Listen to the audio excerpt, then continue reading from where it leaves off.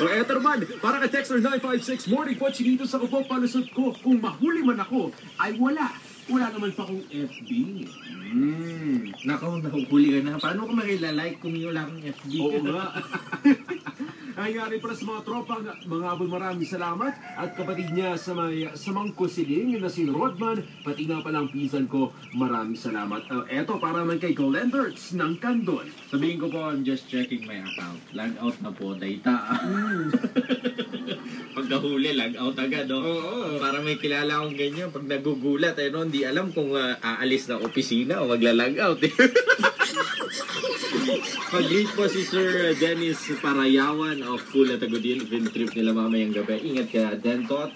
At laglagi pa size 5 ang paa ko. Mulayan kay Glenderts ng Kandon.